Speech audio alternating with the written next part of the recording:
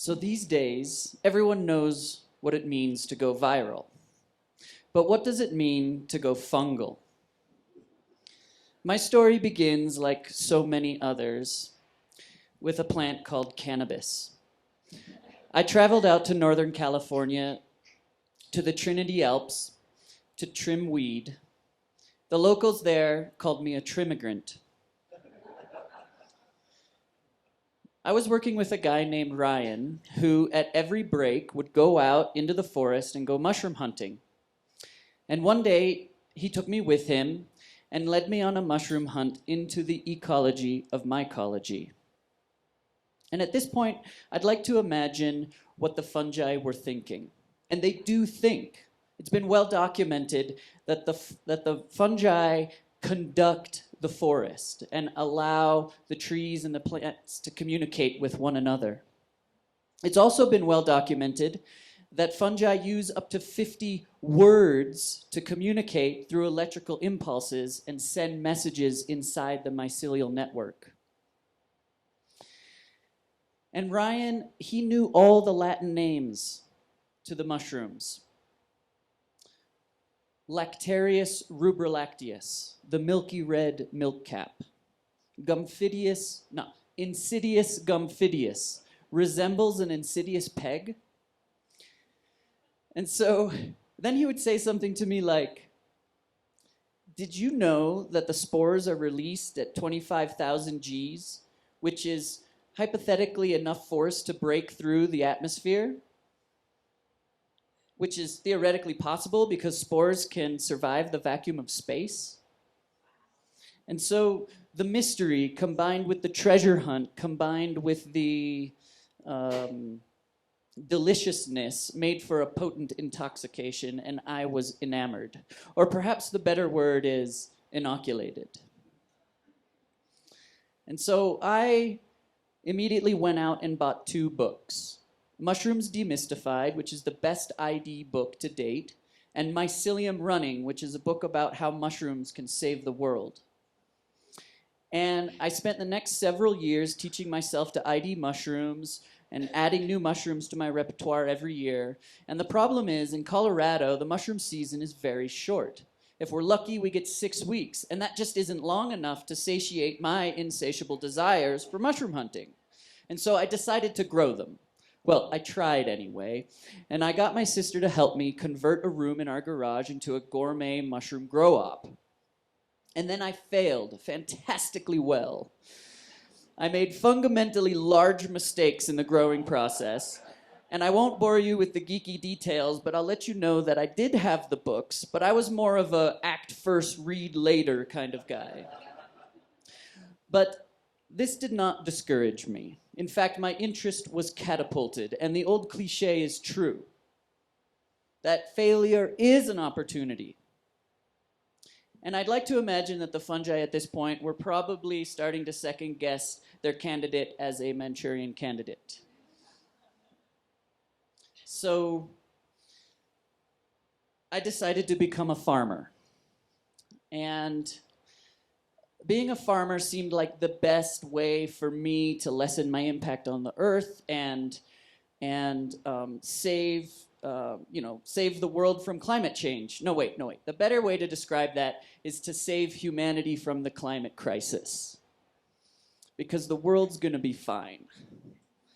And so I moved to Nepal to be with Devika. Now, Devika is a woman I met in northern India. And we met when we joined a Buddhist rock band called the Dharma Bums.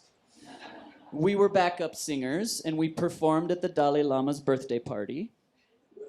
And thank you. And then we went back to Nepal and started a yoga retreat organic farm, and I traveled the Himalaya IDing mushrooms and successfully growing them and living for our lifestyle and not our paycheck. And the locals called me Chow Manche, which means mushroom man. And then the earthquake hit. And my life took a hard left turn. And I was immediately thrown into doing emergency aid relief effort and delivering supplies to people who needed them the most. And on the day that the 7.8 magnitude earthquake devastated Nepal, my wife and I conceived our first child. And then, about a year and a half later, in 2016, we moved with our baby daughter back to Colorado to live with my 96-year-old grandfather, who was losing his mind. And we moved back in to become part of his care team, which was made up of my mom, my sister, her boyfriend, myself, and my wife, Devika. Now, watching my grandfather lose his mind to dementia was the catalyst for me to learn more about medicinal mushrooms.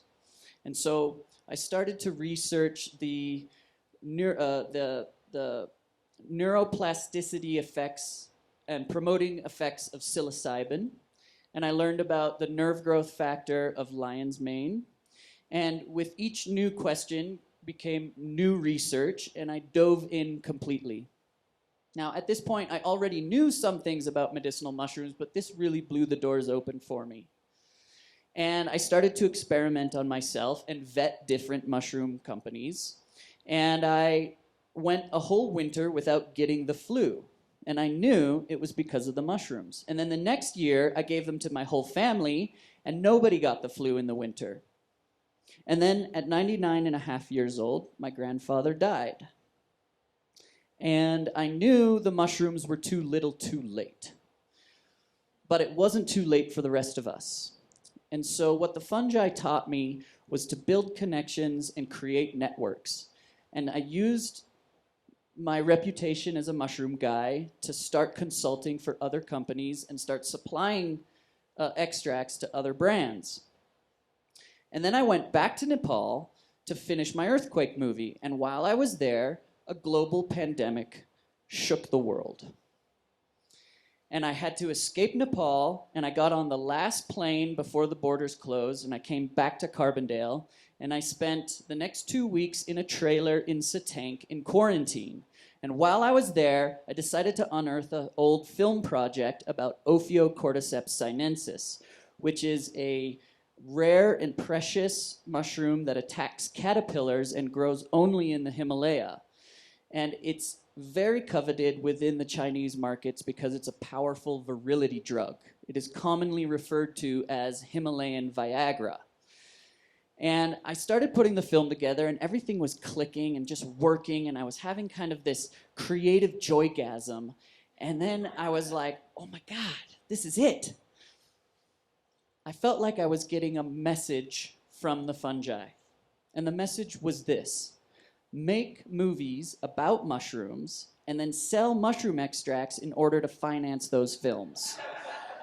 And when an idea arrives fully formed, you cannot ignore it. And so that's what I did. I went all in on this entrepreneurial effort. And then my son was born, adding a pandemic baby to my collection of beloved disaster babies. So, 2 years later, Hamilton's Mushrooms is alive and well.